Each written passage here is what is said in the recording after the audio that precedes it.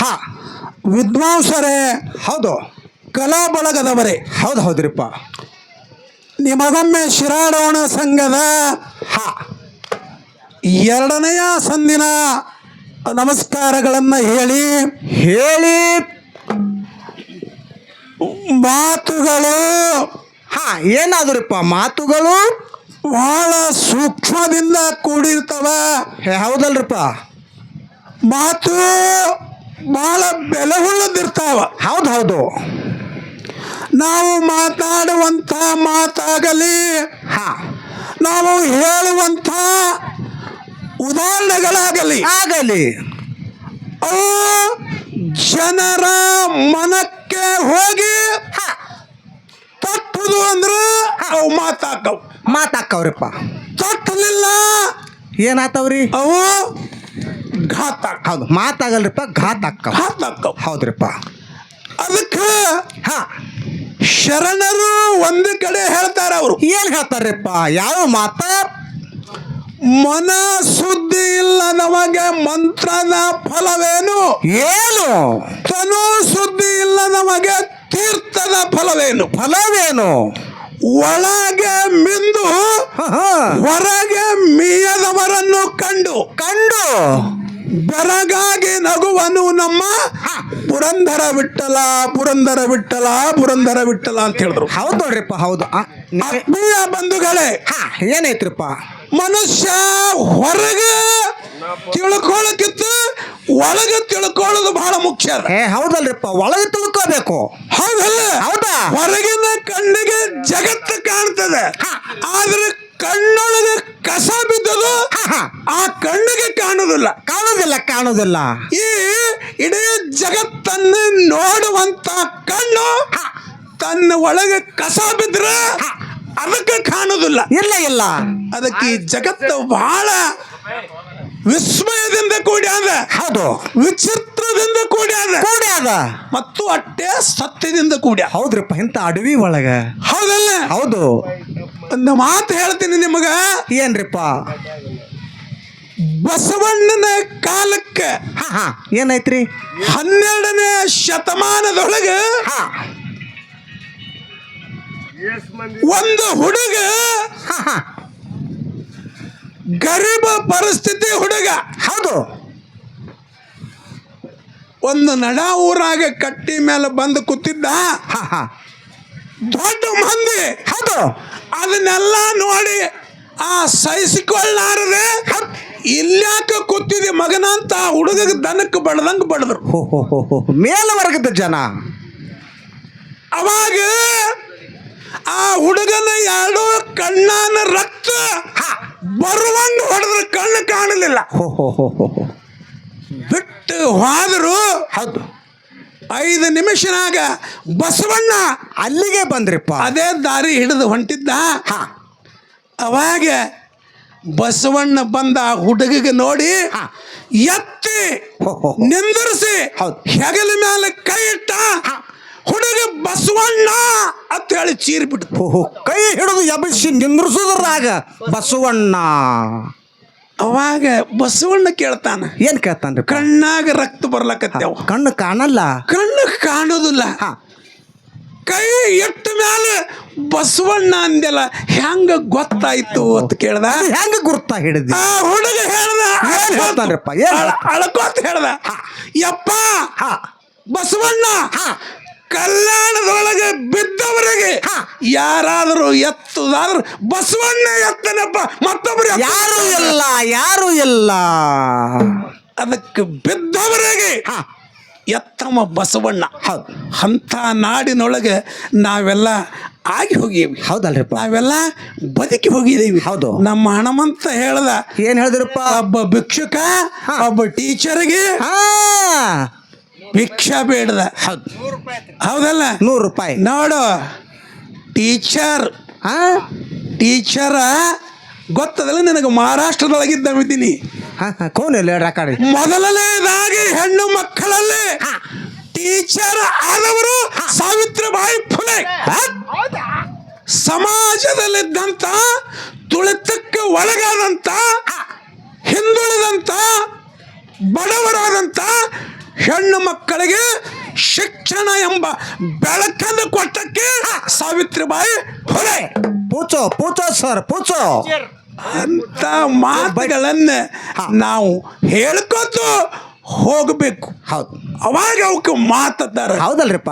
ನಾವು ಒಂದು ಬೀರದೇವರ ಮಾಳಿಂಗರಾಯನ ಮರತ ವಿಠೋಬರಾಯ ದೇವರನ್ನ ಯಾಕೆ ಕೂಡಿಕೊಂಡ ಅಂದ ಬಳಕ ನಮ್ಮ ಗುರುಮಠದ ಪ್ರಕಾರ ನಾವು ಉತ್ತರ ಹೇಳೇವಿ. ಹೌದು. ನಿನ್ನ ಮನಸ್ಸಿಗೆ ಆನಂದ ಆಗಿಲ್ಲ ಅಂದ್ರೆ ಅದಕ್ಕೆ ನಾ ಮಾಲಕ್ಕಲ್ಲ. ಅಲ್ಲ ಅಲ್ರಿಪ್ಪ. ಹೌದಲ್ಲ? ಆನಂದ ಆಗಿತ್ಲ ನಮ್ಮ ಮಾಲಕ್ ನಾವಲ್ಲ. ನಾವಲ್ಲ. ಸಮಾಧಾನ ಮಾಡ್ಕೋ. ಅದಕ್ಕೆ ನೀ ಸಮಾಧಾನ ಮಾಡ್ಕೋಬೇಕು. ಹೆಂಗ್ ಮಾಡ್ಕೋತಿ ಮಾಡ್ಕೋ. ನೀ ಹೆಂಗ್ ಮಾಡ್ಕೋ. ಕಡೆಗೆ ಹೋಗೋ ಮುಂದೆ ಮಾಡ್ಕೋ. ಇನ್ನು ನಾ ಪ್ರಶ್ನೆ ಕೇಳೀನಿ. ಏನ್ರಿಪ್ಪ? 4 ಮಂದಿ ಧರ್ಮರೊಳಗೆ ಒಬ್ಬರು ಹೆಣ್ಮಕ್ಕಳು, ಹಾ ಹಾ 21 ಮಂದಿ ಒಳಗೆ ಒಬ್ಬರು ಹೆಣ್ಣು ಮಕ್ಕಳು, 101 ಮಂದಿ 1700 ಮಂದಿ ಒಳಗೆ ಹೆಣ್ಮಕ್ಳು ಅದಾರೋ ಇಲ್ಲ ಅಂತ ಹೇಳಿ ನಾವು ಪ್ರಶ್ನೆ ಮಾಡಿದಾಗ ಏನ್ ಹೇಳ್ತಾರಿಪ್ಪ ಸರ್? ಏನೋ ಇಬ್ಬರು ಹೆಸರು ಹೇಳನಮ್ಮ. ಹಾ ಅದಕ್ಕೆ ನನಗೂ ಸಮಾಧಾನ ಆಗಿಲ್ಲ. ನಾನು ನಿನ್ನಂಗ ಅನ್ನೋದಿಲ್ಲ. ರೇವಬಾಯಿ ಮತ್ತೆ ಅದು ನಿನ್ನ ಆತ್ಮಕ್ಕೆ ನಿನ್ನ ಒಳಗೆ ಸತ್ಯ ಇತ್ತು ಅಂದ್ರೆ ನೀ ಹೇಳದ್ದು ನಿನ್ನ ಮನಸ್ಸು ಒಪ್ತಂದ್ರೆ ಅದನ್ನ ನೀನೇ ಸಾದರ ಪಡಿಸುವ. ಹೌದು. ನಮ್ಮ ಮತ್ತೆ ಹೇಳಿದ್ರು ಮಹಾರಾಜರು ಹಿಂಗಂದ್ರು, ಹನುಮಂತ ಹಿಂಗಂದ. ಗುರುಜಿ ನೀವು ಹಿಂಗೆ ತಿಳ್ಕೊಬೇಡ್ರಿ. ನಾ ತಿಳ್ಕೊಳ್ಳೋದಿಲ್ಲ. ನೀವೇ ತಿಳ್ಕೋರಿ. ನಾ ತಿಳ್ಕೊಳ್ಳೋದಿಲ್ಲ. ನೀವೇ ನೀವ ಅದನ್ನ ತಿಳ್ಕೋರಿ. ನಿಮ್ ಪ್ರಶ್ನೆ ಹ್ಯಾಂಗಾಗ್ಯದ ನಿಮಗೆ ನಿಮಗೆ ಬಿಟ್ಟು ಕೊಟ್ಟದ್ದು. ಹೌದು. ಏನೇನಾಗಿ ಹೋಯ್ತೋ ಯಾರಿಗೂ. ಏನೇನಾಗಿ ಹೋಯ್ತೋ ಯಾರಿಗೂ. ಹೌದು. ಮುಂದೆ ಅರಬಿ ಬಗ್ಗೆ ಹೇಳ್ದ. ಯಾವುದೋ ಋಷಿಗಳ ಬಗ್ಗೆ ಹೇಳ್ದ. ಹಿಂಗ ಅರಬಿ ಹುಟ್ಟ್ಯಾವತ್ತ. ಹೌದು. ಹನುಮಂತ ನೋಡು ನೀ ನೋಡ್ಕೊನಿ ಇತಿಹಾಸದ ಪುಟಗಳನ್ನ ತೆಗೆದು ನೋಡ. ತಿರುಗಿ ನೋಡ. ಆದಿ ಮಾನವ, ಮಧ್ಯದ ಮಾನವ, ಈ ಮುಂದೆ ಈಗದ ಮಾನವ, ಶಿಲಾಯುಗದ ಮಾನವರು ಯಾವ್ಯಾವ ವಸ್ತುಗಳನ್ನು ಯಾವ್ಯಾವ ಕಂಡು ಹಿಡಿದು ಬಂಗಾರದ ಬಳಕೆ ಹೆಂಗ ಮಾಡ್ಯಾರ, ಬಂಗಾರದಿಂದ ಏನಾಗ್ಯದ ನಿನಗೆ ಹೇಳಿನಿ. ವಿಜಯನಗರ ಸಾಮ್ರಾಜ್ಯದ ಉದಾಹರಣೆ. ಇತಿಹಾಸಕ್ಕೆ ಹಚ್ಚಿ ಮಾತು ಗಟ್ಟಿರ್ಬೇಕು. ಸೊಟ್ಟ ಮಾತು ಹೇಳಬಾರ್ದು. ಸುಮ್ಮನೆ ಏನಾರ ಮಾತಾಡಬಾರ್ದು. ಸಾಧು ಸಂತರಿಗೆ, ಸತ್ಪುರುಷರಿಗೆ, ಋಷಿಗಳಿಗೆ ಎಷ್ಟು ಮಂದಿ ಜಗತ್ತಿನೊಳಗೆ ಆಗಿ ಹೋಗ್ಯಾರಲ್ಲ, ಅವರೆಲ್ಲ ರಾಜ ಮಹಾರಾಜರ ಕಡೆ ಬಂದ ಮೇಲೆ, ರಾಜ ಮಹಾರಾಜರ ಅಡಿಗೆ ಬಂದ ಮೇಲೆ ಅವರು ರಾಜ ಮಹಾರಾಜರು ಅವರಿಗೆ ಮುತ್ತು ರತ್ನ ವಜ್ರ ವೈಡೂರ್ಯ ಬಂಗಾರಗಳನ್ನ ದಾನ ಮಾಡ್ಯಾರ. ಹೌದು. ಅರಬಿ ದಾನ ಮಾಡಿಲ್ಲ. ಇಲ್ಲ ನೀ ಹೇಳಿದೆ ಅರಬಿ ಮರ್ಯಾದೆ ಮುಚ್ಕೊಳ್ಕತ್ ಹೇಳಿ ಒಂದು ಮಾತು ಹೇಳ್ತೀನಿ ನಿಮಗೆ, ಗಚ್ಚಿ ಕೇಳಬೇಕು. ಕೇಳ್ತಾರಪ್ಪ. 18 ವರ್ಷದ ವಯಸ್ಸಿನ ಹೆಣ್ಣು ಮಗಳು 12ನೇ ಶತಮಾನದಾಗ ಅಕ್ಕ ಮಹಾದೇವಿ ಆಗಿ ಹೋದಳು. ಹೌದು. ಅಕ್ಕ ಮಹಾದೇವಿ ಮೈ ಮೇಲೆ ತುಂಡು ಬಟ್ಟಿತ್ತೇನು? ಎತ್ತೇನ್ರಿಪ್ಪ? ಎತ್ತೇನ್ರಿಪ್ಪ? 12ನೇ ಶತಮಾನದೊಳಗೆ ಕೌಶಿಕ ಮಹಾರಾಜ ಲಗ್ನ ಆದ ಅಕ್ಕಿಗೆ ಮೋಹಕ್ಕೆ ನೋಡಿ, ಅಕ್ಕಿ ಧ್ಯೇಯಕ್ಕೆ ನೋಡಿ, ಅಕ್ಕಿ ಚಲವಿಕೆಗೆ ನೋಡಿ, ಕೊನೆಗೆ ಅಕ್ಕಿ ಧ್ಯೇಯ ಬೇಡಿ ಅಪೇಕ್ಷೆ ಮಾಡ್ದ. ಥೋನಿನ ಅಂತ ಹೇಳಿದ್ರು. ಹುಟ್ಟಿದ ಅರಬಿ ಹಿಡಿದು ಬಿಟ್ಟು ಕಾಲಾಗ ಮೆಟ್ಟಿ ಕಲ್ಯಾಣಕ್ಕೆ ಬಂದ್ರೆ ಅಲ್ಲಮ್ಮ ಪ್ರಭುಗಳು ಸೌನ್ಯ ಸಿಂಹಾಸನದ ಮೇಲೆ ಕೂತು ಬರ ಬತ್ತಲೆಯಾಗಿ ಬಂದಂತ ಹೆಣ್ಣು ಮಗಳಿಗೆ ಒಂದೊಂದು ವಚನ ಕೇಳಿದ್ರೆ ಒಂದೊಂದು ಉತ್ತರ ಕೊಟ್ರೆ ಇಡೀ ಶರಣರೆಲ್ಲ ಎದ್ದು ಕೈ ಮುಗಿದು ಶರಣರ ಬಳಕಕ್ಕೆ ನೀ ಅಕ್ಕಾದಿ, ವಯಸ್ಸಿನಲ್ಲಿ ಚಿಕ್ಕಿದ್ರು ನೀ ಅಕ್ಕಾದಿ ಅಂತೇಳಿ ಎಲ್ಲರೂ ತಲೆಬಾಗ್ಯಾರ. ಎಲ್ಲಿತ್ತರ್ವಿ? ಎಲ್ಲಿತ್ತೀರಿ ಸರ್ ಅರಬಿ? ಎಲ್ಲಿತ್ತು ಹೇಳ? ಹೇಳ್ತಾರೆ ಹೇಳ್ತಾರೆ. ಸಾಧ್ಯ ಇಲ್ಲ. ಈಗ ತುಕಾರಾಮ್ ಹೇಳದಲ್ಲ, ಇವು ವ್ಯವಹಾರಿಕ ಸತ್ಯಗಳು. ಹೌದು, ನಡೆಸಬೇಕಾಗಿದೆ ಅಷ್ಟೇ. ಆದ್ರೆ ಇದರಿಂದ ಹಿಂಗ ಆಗ್ತದತ್ತಲ್ಲ, ಬಂಗಾರ ಗೊತ್ತದಿಲ್ಲ, ಚೂಡ ಚೊಬ್ಬಟ್ ರಾಮಾಯಣ ನೀ ಓದವಿದಿ, ಮಹಾರಾಷ್ಟ್ರ ಮನುಷ್ಯ, ನಿನಗೆ ಅನುಭವ ಅದ. ಚೂಡಾಮಣಿ ಬಂಗಾರದ ಉಂಗರ ಸೀತಾಮಾತೆ ಕೈಯಾಗಿತ್ತು. ಸೀತಾಮಾತೆ ಕೈಯಾಗಿತ್ತು. ಹನುಮಂತ ರಾವಣ ಸೀತೆಯನ್ನು ಒಯ್ದು ಅಶೋಕ ವನದೊಳಗಿಟ್ಟಿದ್ದ. ಅದು ಹೌದಲ್ಲ? ಹೌದು. ಹನುಮಂತ ಲಂಕಾ ಹಾರಿ, ಸಮುದ್ರ ಹಾರಿ ಲಂಕಾಕ್ಕೆ ಹೋಗಿ ಇಡೀ ಲಂಕಾ ಶೋಧ ಮಾಡಿ ಸೀತಾಮಾತೆ ಅಶೋಕ ವನದಾಗದಾಳ ಅಂತ ಹೇಳಿ ಗುರುತು ಮಾಡಿಕೊಂಡು ರಾಮನ ಚರಿತ್ರೆ ಹಾಡಿದ ಸೀತಾನ ಮುಂದ. ರಾಕ್ಷಸರಿದ್ರು, ಆದರೂ ಸೀತಾಗ ವಿಶ್ವಾಸ ಇರಲಿಲ್ಲ. ಇಲ್ಲ ಇಡೀ ರಾಮನ ಚರಿತ್ರೆಯನ್ನು ಹಾಡಿದಾಗ ಇವ ರಾಮ ದೂತಿರ್ಬೇಕಂತ ಒಂದು 4ನೇ ಮನಸ್ಸು ಒಪ್ದು, 12ನೇ ಒಪ್ಪಲಿಲ್ಲ. ಇಲ್ಲ ಸೀತಾನ ಸನಿ ಬಂದು ರಾಮ ಕೊಟ್ಟದ ಚಿನ್ನದ ಉಂಗುರ, ಬಂಗಾರ ಉಂಗುರ ಸೀತಾಮಾತೆಗೆ ಕೊಟ್ಟಾಗ ಸೀತಾಮಾತೆ ಹೌದು ಇದು ನನ್ನ ರಾಮನ ಉಂಗುರದ ಅಂತೇಳಿ ಬಂಗಾರದಿಂದ ಸೀತಾನ ಗುರ್ತು ಹಚ್ಚಲಿಕ್ಕಾಗದ. ಹನುಮಂತ, ನಿನ್ನ ಅರ್ಬಿಯಿಂದ ಯಾರ ಗುರ್ತು ಯಾರಿಗೆ ಹಚ್ಚದ ಹೇಳು? ಒಂದೆರಡು ಸೀರಿಗಿರಿ ಒಯ್ದು ಕೊಟ್ರೆ ಕೂನ್ ಆತಿತ್ತಿಲ್ಲನ್ರಿ?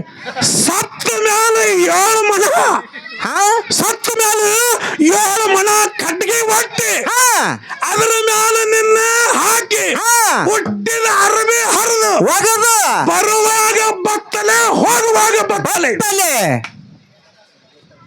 ಬರುವಾಗ ಬತ್ತಲೆ, ಹೋಗುವಾಗ ಬತ್ತಲೆ, ನಟ್ಟ ನಡುವೆ ಕತ್ತಲೆ, ಹುಟ್ಟಿದ ಅರಬಿ ಹರಿದ ತೆಗೆದ ಬಾಯಾಗ ಬಂಗಾರ ಹಾಕಿರಿ ಅಂತಾರ. ಒಂದಿಟ್ಟು ಅರ್ಬಿಗಿರ್ಬಿ ತುರ್ಕೋದಿತ್ತ ಸತ್ತ ಹೆಣಕ್ಕೆ ಶುದ್ಧ ಮಾಡಿದ ಬಂಗಾರ.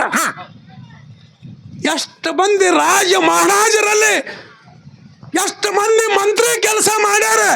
ಆ ಮಂತ್ರಿಗಳು ನಿಜವಾದಂತ ಉತ್ತರ ಕೊಟ್ಟಂದ್ರೆ ಅವ್ರಿಗೆ ಬಂಗಾರ ಕಾಣಿಕೆ ಕೊಟ್ಟಾರ, ಅರಿವೆ ಕೊಟ್ಟಿಲ್ಲ. ಹರಿದೋಗ ಬಾರಿಗೆ ಮಕ್ಕದಾರಿ ಬರ್ತಾರ, ಅದಕ್ಕೆ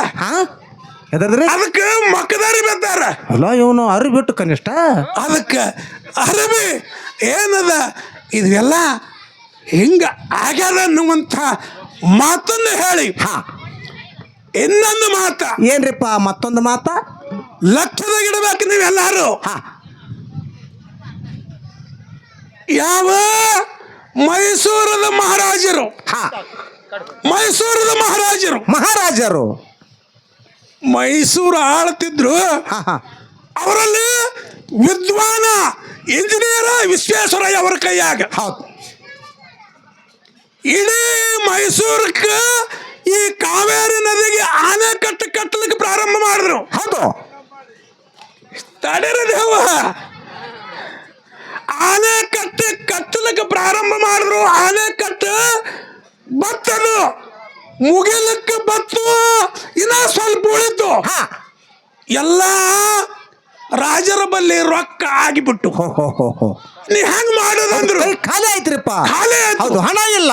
ಅವಾಗ ಆ ಮಹಾರಾಜನ ಹೆಂಡತಿ ರಾಣಿ ಬಲ್ಲೆ ವಸ್ತು ಒಡವೆಗಳು ಮಣ್ಣದ ಗಟ್ಟಲೆ ಬಂಗಾರ ಇತ್ತು.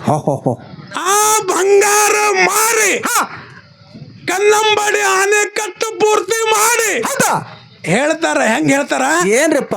ಕನ್ನಂಬಾಡಿ ಕಟ್ಟದಿದ್ದರೆ ವಿಶ್ವೇಶ್ವರಯ್ಯ ಶ್ರಮ ಪಡದಿದ್ದರೆ, ಕನ್ನಂಬಾಡಿ ಕಟ್ಟದಿದ್ದರೆ ವಿಶ್ವೇಶ್ವರಯ್ಯ ಶ್ರಮ ಪಡದಿದ್ದರೆ ಬಂಗಾರ ಬೆಳೆಯುವ ಈ ನಾಡು ಆಗುತ್ತಿತ್ತೆ ಕರುನಾಡು. ಆಗ್ತಿದ್ದೇನದು? ಬಂಗಾರ ಬೇಕಂತ ಹೇಳಿ ಆ ರಾಣಿ ಇಟ್ಕೊಂಡು ಕೂತಿದ್ರೆ ಇವತ್ತು 10,000 ಭೂಮಿಗೆ ನೀರು ಸದ್ದೆ ನೋಡ್ಲಿಕ್ಕೆ ಸಕ್ಕರೆಯ ನಾಡು ಅಂದ್ರೆ ಮಂಡ್ಯಕ್ಕೆ. ಬೆಂಗಳೂರು, ಮೈಸೂರು, ಮಂಡ್ಯ ಎಲ್ಲ ಈಗ ಸದ್ದ ಬದುಕೋದು ಆ ಕನ್ನಂಬಾಡಿ ನೀರು ಕುಡೋದು. ಒಂದೊಂದು ಅರ್ಬಿ ಹಾಕಿ ಕಟ್ಟಿದ್ರೆ ಬರ್ತಿತ್ತಿಲ್ಲ ಅದಕ್ಕೆ? ಅರ್ಬಿಗೆ ಹಂಗೆ ನಿಂದಿರ್ತದ್ರಿ, ನಿಂದಿರ್ತದ. ನಿಂದಿರ್ತದೇನು? ಹೇ. ನಿಂದಿರೋದಿಲ್ಲ. ಹೇ ಹೇ. ಅದಕ್ಕೆ ಬಂಗಾರದ ಹಿಂಗೆ ಮಹತ್ವದ ಹೌದು. ಅನ್ನುವಂತ ಮಾತನ್ನು ಹೇಳಿ ಹೌದು. ಇನ್ನು ಅಲ್ಲೇ ಕೋಣಿಸ್ಯಾನವ, ಹಾ ಅಲ್ಲೇ ಚೂಜಿಕೊಂಡ ದಾರ ಹಾಕಿಬಿಟ್ಟ ನೋಡ್ರವ. ಅಲ್ಲೇ ಹಾಕ್ಯಾನವ, ಹೋಗು ಮುಂದೆ ದೂರ ಹೋಗಿಲ್ಲ. ನಮ್ಮ ಊರ್ ಮಂದಿ ಬರ್ತಾನೆ ಹೇಳ್ರ. ಇರ್ಲಿ ಹೇಳ್ತೀನಿ ಸರಿಯಾಗಿನ. ನಾವು ಕೇಳದ ಮೇಲೆ ನಮಗೆ ಕೇಳೋಣ. ನಾವು ಸುಳ್ಳು ಹೇಳುದಿಲ್ಲ. ಉತ್ತರೆಯ ಉಸಿದರೆ ಹೆತ್ತಮ್ಮ ಮುನಿದರೆ, ಉತ್ತರೆಯ ಉಸಿದರೆ ಹೆತ್ತಮ್ಮ ಮುನಿದರೆ, ಹೆತ್ತ ತಾಯಿ ಮಗನ ಮೇಲೆ ಸಿಟ್ಟಾದರೆ, ಉತ್ತಮರು ತಪ್ಪಿ ನಡೆದರೆ ಈ ಜಗತ್ತು ಹೆಂಗ್ ನಡೀತದ ಅಂತ ಕೇಳ್ತಾನ ಜ್ಞಾನಿ. ಹೌದಲ್ರಿಪ್ಪ? ಹೌದಲ್ಲ? ಹೌದು. ಈ ಜಗತ್ತ ನಡೆಯೋದಿಲ್ಲ. ಅದಕ್ಕೆ ಮಾಳಿಂಗರಾಗಿ ಹೆಣ್ಮಕ್ಳು ಅದಾವ ಇಲ್ಲ, ಅವ್ರು ಎಲ್ಲೆಲ್ಲ ಅದಾರ ಅಂತ ಕೇಳ್ಯಾರಪ್ಪ. ನಮ್ಮ ಹಿಂದಿನ ಹಿರಿಯರು ಗೋಪಾಳ ಮಾರಾಯ, ಹೊಲಜಂತಿ, ಹಾಡು ಭೀಮಿಷ ಸಿರಾಡೋಣ, ಕನ್ನೂರು ಬುತ್ತಾಳಿ ಮುತ್ಯ, ಜೇವರ ಜನ್ಮ ಸಪ್ಪ ಗೌಡ್ರು, ಅವಿನಾಳ ಮುತ್ತವರು, ಬೆಜ್ಜರಿಗೆ ಸೋಮ, ದೊಡೋಣಿ ಕುಲಕರ್ಣಿ, ಇಂಗ್ಲೇಶ್ವರ ಶ್ರೀಶೈಲ, ಹನುಮಂತರಾಯ ಗೌಡ, ಸಿರಾಡೋಣ ಗಿರಮಲ ಮಾಸ್ತರ. ಇದು ಏನು ಸಾಗಾವಳಿ ಇಲ್ಲಿಗೆ ಬಂದದ. ನಮ್ಮ ಹಿರಿಯರು ಹೇಳಿದ ಮಾತು ನಾವು ಮುಂದೆ ಹೇಳ್ಕೊತ ಹೋಗೋರು. ಹಾಲು ಮದ್ದಕ್ಕೆ ಇಂಥದೇ ಇಲ್ಲಿ ಹಿಂಗ ಆಧಾರ ಆದಂದ್ರೆ ಇತ್ತಿತ್ತಲಾಗಿ ಆಗ್ಯಾವ. ಮೊದಲ ಇಲ್ಲ ಹಾಲು ಮದ್ದಕ್ಕೆ ಪುರಾಣಗಳು ಇಲ್ಲ. ಈಗ ಇತ್ತಿತ್ತಲಾಗಿ ಬರೆದು ಅದಾವ. ಹಿಂದೆ ಹೋದ್ರ ಪುರಾಣಗಳು ಇಲ್ಲ. ಹಿರಿಯರು ಏನು ಹೇಳ್ಕೊತ ಬಂದಾರ ಅದನ್ನ ಆ ರೂಢಿ ಮೇಲೆ ನಾವು ಹೇಳ್ಕೊತ ಹೋಗ್ತೇವೆ. ಮಾಳಿಂಗರಾಗಿ ಹೆಣ್ಮಕ್ಳು ಇಲ್ಲ, ಮಾಳಿಂಗರಾಗಿ ಹೆಣ್ಮಕ್ಳು ಇಲ್ಲ. ನಮ್ಮ ಹಿರಿಯರು ಹೇಳ್ದಂಗೆ. ಮತ್ತು ನಿನಗೆ ಏನಾರೆ ಇತ್ತಿತ್ತಲ ಹಾಗೆ ಯಾರ್ದಾರೆ ಈಗ ಪುರಾಣ ಬರ್ದವ್ರದು ಕಾಂಟ್ಯಾಕ್ಟ್ ಇಟ್ಕೊಂಡು ಹಿಂದಲ್ಲಿ ಹಿಂಗಂತ ಹೇಳಿ ಯಾರ ಒಂದು ಪುರಾಣ ಬರ್ದಿದ್ರು ಅಂದ್ರ ಅದಕ್ಕೆ ಸಮ್ಮತವಾಗಿ ಗುರುಮಠದವರ ಸಿಕ್ಕ ಸೈ ಇತ್ತು, ಶಿರಾಡೋಣದವರ ಸೈ ಇರ್ಬೇಕು, ಹುಲಿಜಂತಿ ಅವ್ರದ್ದು ಸೈ ಇರ್ಬೇಕು, ಹುನೂರ್ದವ್ರದ್ದು ಇರ್ಬೇಕು, ಏಣಿಕೆ ಅವ್ರದ್ದು ಇರ್ಬೇಕು, ಉಮರಾಸ್ದವ್ರದ್ದು ಇರ್ಬೇಕು. ಬೋರಾದವ್ರದ್ದು ಇಲ್ರಿ ಮತ್ತೆ ಬೋರಾದವ್ರದ್ದು ಇಲ್ಲ, ಅವ್ರದ್ದಿಲ್ಲ. ಎತ್ತು ಅಂದ್ರೆ ನಾಳೆ ನಮ್ಮ ಅಪ್ಪ ಒಪ್ಪುಗತ್ತಾನ. ಹೌದು, ಎಲ್ಲಾರ ಬೋರಾಳ ಸಹಿತ ಅಂದ್ರೆ ಹೌದಲ್ಲ ಅನ್ನುವಂತ ಮಾತನ್ನು ಹೇಳಿ ನಿನಗ ಒಂದು ಮಾತು ಹೇಳ್ತೀನಿ. ಚುಬ್ಬಟ್ಟು ಅಮೋಘ ಸಿದ್ಧ ಈಗ ಅಂತರ ಕೈಲಾಸದಲ್ಲಿ ಸೇವಾ ಮಾಡ್ಯಾನ. ಅಮೂಲ್ಯವಾದಂತ ಒಂದು ಧರ್ಮ ಕೈಲಾಸದೊಳಗೆ ಕಾಪಾಡ್ಯಾನ. ಅದು ಅಲ್ಲಿಂದ ಇಲ್ಲಿವರೆಗೆ ನಡ್ಕೊಂಡ ಬಂದಾದ. ಅಂತ ಧರ್ಮ ಯಾವುದು? ಯಾವುದು ಧರ್ಮ ಅನ್ನುವಂಥದ್ದು ಒಂದು ಮಾತು ಕೇಳಿ ಆ ಕತೆಗಳು ಇಲ್ಲಿಗೆ ಹೊಡೆಟಿಗೆ ಗಣಪತಿಗೆ ಪೆಟ್ಟು ಬೀಳ್ತದ ಆತದ್ರಿ. ನಮ್ಮ ಪೂಜ್ಯ ಚಿಂಚೋಳಿ ಮಹಾರಾಜರು ಬಹಳ ಸಾಧು ಮನುಷ್ಯರಾದರು. ಗುರುಗಳು ಕಡಿಲ್ರಿಪ್ಪ ನಾವು. ನಿಮಗ ಮಹಾರಾಜರು ನಿಮಗೆ ತೆಗೆದ ಕಡೆಗೆ ಇಟ್ಟೇವ್ ನಾವು. ಅಂಜಿಕೆ ಬರ್ತದ್ರಿಪ್ಪ ನಮಗ. ಇಲ್ಲ, ಆ ಸಂಪ್ರದಾಯದೊಳಗ ಆ ದಾರಿ ಒಳಗ ನಡೆದವರ ಸನಿ ನಾವು ಹೋಗ್ಲಿಕ್ಕೆ ಬರುದಿಲ್ಲ. ಅದಕ್ಕೆ ನೀ ಏನಿದ್ಯಲ್ಲ ಹನುಮಂತ, ನಿನ್ನ ಕೆಲಸ ನೀ ಮಾಡನಿ, ನಿನ್ನ ಕೆಲಸ ಬಿಡಬೇಡ, ನಿನ್ನ ಕೆಲಸ ಮಾಡಂತ ಹೇಳಿ ಈ ಜಗತ್ತಿನೊಳಗೆ ಅಕ್ಕಂದ್ರೆ ಏನು, ತಂಗಿ ತಮ್ಮ ಅಂದ್ರೆ ಏನು ಅನ್ನುವ ಒಂದು ಸಿದ್ಧರ ಚಾರಿತ್ರ್ಯ. ಸಿದ್ಧರು ಎಷ್ಟು ಅಮೂಲ್ಯವಾಗಿ ಅದನ್ನು ಮಾಡ್ಕೊಂಡು ಬಂದಾರಂದ್ರ ನಾವು ಸುಮ್ಮ ಅಮೋಘ ಸಿದ್ಧನ ಹಾಡು ಕೇಳ್ತೇವೆ, ಕಿವಿಲಿ ಕೇಳ್ತೇವೆ, ಈ ಕಿವಿಲಿ ಬಿಡ್ತೇವೆ. ಮಾಳಿಂಗರಾಯದು ಬೇರಪ್ಪಂದು ಕೇಳ್ತೇವೆ, ಬಿಡ್ತೇವೆ. ಅದರಲ್ಲಿ ಇದ್ದಂತ ವಿಚಾರಗಳು ನಿಮಗೆ ಇತಿಹಾಸದ ಮಾತು ಹೇಳ್ತೀನಿ. ಮಹಾಭಾರತದೊಳಗೆ ಒಂದು ಪಾಂಡವರಿಗೆ ದುರ್ಯೋಧನ ಕೊನೆವರೆಗೆ ಕಾಡ್ದ ಸಾಯ್ತಾನ. ಅದು ಕಾಡ್ದ ಒಂದು ದಿನ ನಿಗಂಡ ಮಕ್ಕಳು ಅಂತಿರಲ್ಲ, ಅಣ್ಣತಮ್ಮರ ಹೆಂಡ್ರು. ಹೌದು. ಧೃತರಾಷ್ಟ್ರ ಮತ್ತು ಪಾಂಡುರಾಜನ ಹೆಂಡತಿ. ಧೃತರಾಷ್ಟ್ರನ ಹೆಂಡತಿ ಗಾಂಧಾರಿ, ಪಾಂಡುರಾಜನ ಹೆಂಡತಿ ಕುಂತಿ. ಹೌದು. ಧೃತರಾಷ್ಟ್ರನ ಗಾಂಧಾರಿ ಮಕ್ಕಳು ಪಾಂಡವರಿಗೆ ಎಷ್ಟು ಕಾಡಿದ್ರು. ಕುಂತಿ ಒಂದಿನ ನಿನ್ನ ಮಕ್ಕಳು ಹೆಂಗ ಕಾಡಿದ್ರು ಅಲ್ಲಿಲ್ಲ. ಹೆಣ್ಮಕ್ಳು ಕಲಿಬೇಕಿದು. ನೋಡ್ರಿ, ಕಾಡಿದ್ರು ಅಲ್ಲಿಲ್ಲ. ಹೊಳ್ಳಿ 100 ಮಂದಿ ಮಕ್ಕಳಿಗೆ ಪಾಂಡವರ ಕೃಷ್ಣ ಭಗವಂತನ ಸಹಾಯ ತಗೊಂಡು ಅವರನ್ನ ಸಂಹಾರ ಮಾಡಿದ್ರು. 100 ಮಂದಿಗೆ ಹೊಡೆದ್ರು. ಒಂದು ದಿನ ಏನಾಯ್ತ್ರಪ್ಪ? ಗಾಂಧಾರಿ ಕುಂತಿಗೆ ನಿನ್ನ ಮಕ್ಕಳು ಹೊಡೆದ್ರೆ ನನ್ನ ಮಕ್ಕಳಿಗೆ ತಲ್ಲಿಲ್ಲ. ಇದು ನಿಗೇಣ ಮಕ್ಕಳ ಭಾವ, ಇದು ನಿಗೇಣ ಮಕ್ಕಳ ಭಾವ. ಹೆಂಗಿದ್ದಕ್ರ ಮನೆ ಕೂಡಿ ನಡೀತಾವ. ಹೊಡೆದಾಡ್ರಿಪ್ಪ ನೀವು ಸರ್ ಮಾತು ಕೇಳಿ. ಇಲ್ಲ ಇದು ಹಾಲು ಮದ್ದದೊಳಗೆ ಹಿಂಗಾಗ್ಯದ್ರಿ. ಬೀರದೇವರ ಹುಟ್ಟದ ಸ್ವಾದರ ಮಾವ ಕಾಡಿ ಸುಳ್ಳು ಹೇಳಿ ಹುಟ್ಟದ ಕೂಸಿಗೆ ಅಡವಿಗೆ ಕಳಿಸದ. ಅಡವಿಗೆ ಆಗ್ತದ ಚುಬ್ಬಟ್ಟು ಅಡವಿಗೆ ದೈತ್ಯರ ಕೈಯ ಕೊಟ್ಟು ಜುಮಾ ಹೊಡ್ರಿ ಅಂತ ಹೇಳ್ದ. ದೈತ್ಯರು ಆ ತೊಟ್ಟಿಲ ಒಯ್ದು ನೋಡಿ ಅರಣ್ಯದೊಳಗೆ ಇಟ್ರು. 7 ಅರಿವಿ ಹಾಸಿ 7 ಅರಿವಿ ಹೊಚ್ಚಿತ್ತು. 7 ದಿನದ ಕೂಸ ಹೌದು. ತೆಗೆದು ನೋಡಿದ್ರೆ ಭಗವಂತನ ರೂಪ ಸಾಕ್ಷಾತ್ ಭಗವಂತ, ಬಂಗಾರದ ಬರರು, ಸೂರ್ಯನ ಕಿರಣ ಕೊಟ್ಟು ನೋಡಿದ ದೈತ್ಯರ ಇಂಥ ಕೂಸಿಗೆ ಕೊಂದ್ರೆ ಇನ್ನಿಟ್ಟು ಕರ್ಮ ಮಾಡ್ಕೊಂಡು ಪಾಪಕ್ಕೆ ಗುರಿ ಆಗ್ತಾವಂತ ಹೇಳಿ ಬ್ಯಾಡಂತ ಹೇಳಿ ಬಿಟ್ಟು ಗಿಡದಾಗ ತೊಟ್ಟಿಲ್ಲ ಕಟ್ಟಿ ಗೌಡಗೆ ಬಂದು ಸುಳ್ಳು ಹೇಳಿದ್ರು. ಅದೇ ಕಾಡ ರುದ್ರ ಭೂಮಿ ಕೊದಲಿಗೆ ನನ್ನ ಬನಕ ಅಕ್ಕವ್ವ ಮಾಯವ ಆಡು ಕಾಯ್ಕೋತ್ ಹೋದ್ರು. ಹೋಗಿ ಅರಣ್ಯದೊಳಗೆ ಏನೂ ಇಲ್ಲ. ಕೂಸಿನ ಧ್ವನಿ ಕೇಳಿಸ್ತಿತ್ತು. ಆ ಧ್ವನಿ ಸುಳುವ ಬೆಂದತ್ತಿ ಹೋಗಿ ಕಂಚನ ಆಲದ ಮರದ ಕೆಳಗೆ ನಿತ್ತು ಅಕ್ಕ ತಂಗಿಯರ ನೋಡ್ತಾರ. ಇಲ್ಲಿ ಕೂಸ ಅಳತಾದ ಗಿಡದಾಗ. ಹೌದು. ಅಕ್ಕವ್ವ ನಿತ್ತಳು ಮಾಯವ್ವ ಗಿಡ ಏರಿ ತೊಟ್ಟಿಲು ತೆಗೆದು ತೆಳಗಿಳಿಸಿದಳು. ಹೌದು. ತೆಳಗಿಳಿಸಿ ಅರ್ಬಿ ತರದ್ ನೋಡಿದಾಗ ನಮ್ಮಪ್ಪನ ರೂಪಕ್ಕೆ ಅಳತಿರ್ಲಿಲ್ಲ, ಅಂತ ಹೊಳಿತಿದ್ದ. ಭೇದ ಬತ್ತ ಅಕ್ಕ ತಂಗಿಯರಲ್ಲಿ. ಏನ್ ಬತ್ರಿಪ್ಪ? ಕೂಸು ನನಗೆ ಬೇಕಂದ್ರೆ ಅಕ್ಕವ್ವ. ಹೌದು. ಮಾತಿನ ಶಾಣೆ ಮಾಯವ್ವ ಏನ್ ಹೇಳ್ತಾಳ್ರಿಪ್ಪ? ಅಕ್ಕನ ಭೇದ ಹೆಂಗ ನೀತಿಯಿಂದ ಸಮಾಧಾನದಿಂದ ಶಾಂತಿಯಿಂದ ನನಗೂ ಬೇಕಲ್ಲಕ್ಕಿ ಈಕಿ ಮನಸ್ಸು ಕಾತಲಾಗ್ಯದ. ಈಕಿ ಮನಸ್ಸು ಹೆಂಗ ತಿಳಿ ಮಾಡೋಣಂತ ಹೇಳಿ ಧರ್ಮದಿಂದ ಹೆಂಗ ಮಾಯವ ಅಕ್ಕವ್ಗೆ ಹೇಳಿ ಆ ನ್ಯಾಯ ಮುಗಿಸಿ ಇಬ್ಬರು ನಡಬರಕ್ಕೆ ತಮ್ಮಾಗಿ ಜೋಪಾನ ಮಾಡ್ತಾರ ಅನ್ನೋದು ಒಂದು 4 ನುಡಿ ಖ್ಯಾಲಿ ಹಾಡಿ ಮುಂದೆ ನಮ್ಮ ಅರ್ವಿ ಉಟ್ಕೊಳ್ಳೋ ಕಂಪ್ನಿಗೆ ಪಾಳಿ ಕೊಡು. ನಿಮ್ಮ ಮಗನಿಗೆ ಪಾಳಿ ಕೊಡುದ್ರಿಪ್ಪ ನಮ್ಮಂತಗ ಅವ ಮುಂದೆ ಮತ್ತೆ ಏನು ಮಾಡ್ತಾನೆ ಮಾಡ್ಲಿ ಅವ ಅನ್ನುವಂತ ಮಾತನ್ನು ಹೇಳಿ ಶಾಂತವಾಗಿ ಕೂತ